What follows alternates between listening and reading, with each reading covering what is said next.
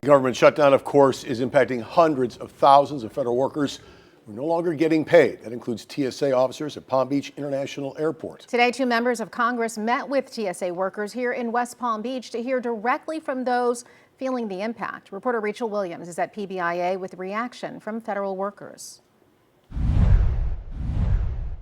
After speaking to a few federal workers, they're hopeful that the government can come to a decision soon.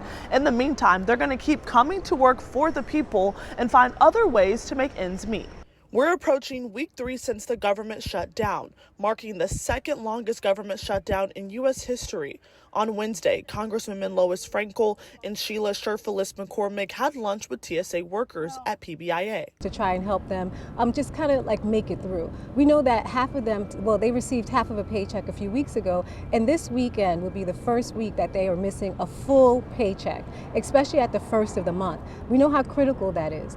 Union workers John and Damien both have kids they're trying to provide for. In the midst of a government shutdown, they're having to turn to alternative options to make ends meet. After work, I do Uber just to be able to try and pay some of the bills. I actually currently just moved from one location to this location in July due to a fire, so I'm still recovering from that. I'm going to have to use up the majority of my savings, also credit cards, and also DoorDash is going to be calling, and also rideshare apps. So I got to survive somehow. I don't know how long it's going to be.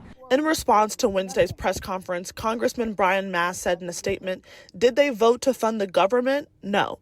Will they vote to pay TSA or any other federal workers? No. Will they vote to pay the military? No. Democrats need to stop using the very workers they are refusing to pay for political points. Enough is enough. If they had a bill to pay the federal workers, I would be voting yes. I would love for them to bring on that bill. We would sign on to it, and we would even rally people to sign on to it. But what's lacking is the sit down.